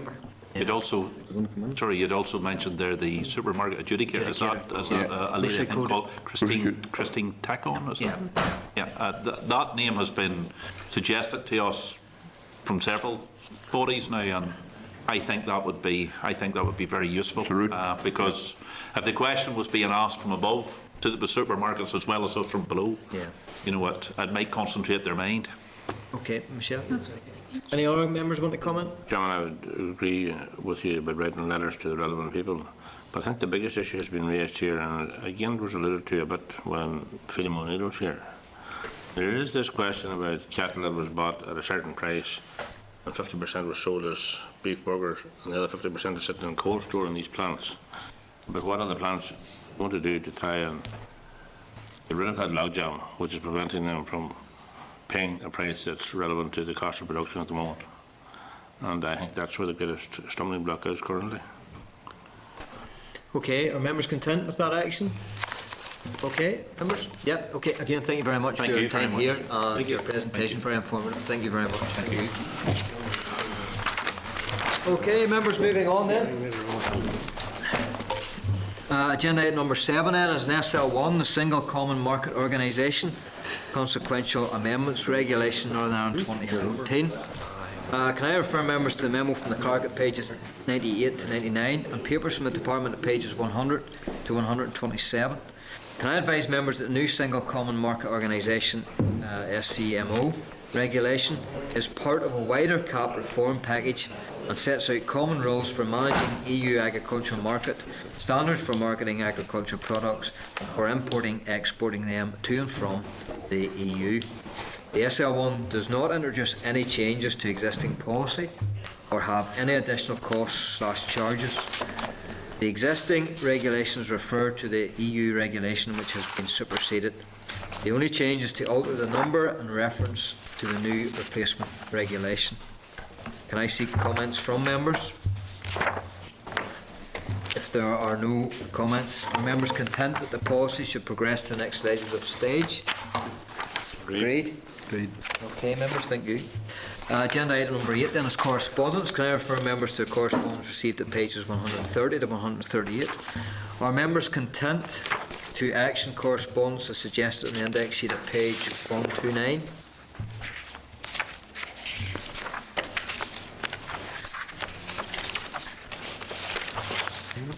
Okay, members content? Okay. Any member want to bring up any specific issue? Okay, members content? As action there, as suggested. Agenda item number 9 then is forward work programme. Can I refer members to the format for this evening's stakeholder event on the reservoir spill on pages 140? 10 days now. Sorry, members. There are 12 confirmed attendees for the event, and I would encourage all members to attend. The event is being held in room 115 and starts at 5:30 p.m. and again the agenda is there on pages 140. Can I just say, members, I've received 2 phone calls in the last 2 weeks from people who are very, very concerned. One who is based around Dungannon, who is more of a involved in a nature society, an organisation, and then one from a farmer from Randallstown who was receiving letters from DARD on the consultation, and was throwing them in the bin because he thought that it didn't apply to him because he didn't own a reservoir. He indeed owned a lake, and one that was of no purpose for him. He is now, out of the letter we have sent him, realised that this does affect him, and he is immediately concerned about it. He's coming tonight. I've encouraged him to do so. It may well be that out of tonight's meeting we may well have people who would be prepared to come forward in a formal setting here and give evidence to the committee, which is really what we need, and it's something that really I believe that DARD has failed to do up to this point. So there is high stakes out there. People are only really beginning to realise that this could actually have a massive impact on their business. Again, I would encourage members that if you do pick up a phone conversation like that, encourage them to get in touch with the committee. It is very important that we hear from them. I've one man now from Randallstown rung me. Well, that's the same boy. Oh, the same boy. Actually, he told me he was going to ring you. I told him to ring you to book you. He's coming tonight. He told me he was going to ring you, and he had contacted Trevor Clark also. He said there's nearly 10 acres or something. And he didn't realise that he was responsible for. Yeah, it's the same man. Chair, I think the same individual's very upset that the union hasn't provided any support. Yeah. Well. Chairman, I had the same telephone call. And I encouraged him to be here and to ventilate his views. Good lobbyist. He's taking my advice. I think it is fair to say that I think we're all becoming aware that there are more concerns now than there was initially. And there are concerns about how prepared or otherwise have Rivers Agency been in relation to promoting this, maybe without having full exploration or analysis of all of the issues concerning the fears and concerns. And I think we may have to get them to slow down a wee bit and to take due consideration of all of the matters, because Scotland hasn't been quick to. They've gone through the legislative process, but they have not got a royal assent yet, or don't want it yet. And again, you have to remember too the amount of advisory notes on the financial aspects that they had compared to us. We had 3 paragraphs. They had a booklet. So again, that is differentials. But we have asked for DARD to produce us that information. So again, we wait to see. David Porter will be here tonight, also taking part in the stakeholder event. Also, he'll be here to give an overview of the reservoir bill. So again, it would be useful in that point of view. Okay, members, moving on then, if there's no further comment on that, can I refer members to the draft press release on the visit to Caffrey on Thursday, 20th of March? Can I seek agreement for the press release to issue? Please. Okay. Can I refer members to the forward work programme at pages 143 to 148? Can I seek agreement for the forward work programme? Agreed. Okay, agenda item number 10 then is any other business. Any members want to raise anything? Just in relation to letters in relation to the previous presentation. You proposed to send a letter to supermarkets. Yeah. Who asked to read? Supermarkets, sorry, and the duty.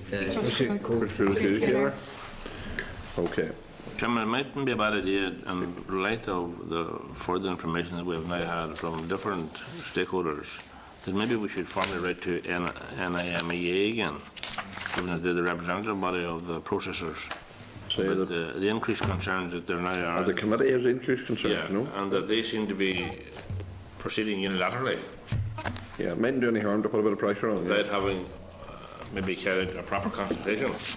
They could be accused of being rather draconian and maybe cavalier in how they're proceeding. Okay, are members content? Yep. Okay. Okay, members then, any other business? None? Okay, agenda item number 11, date and time of next meeting. Will take place on Tuesday, 25th of March, 2014 at 1:30 p.m. in room 30, Parliament Buildings.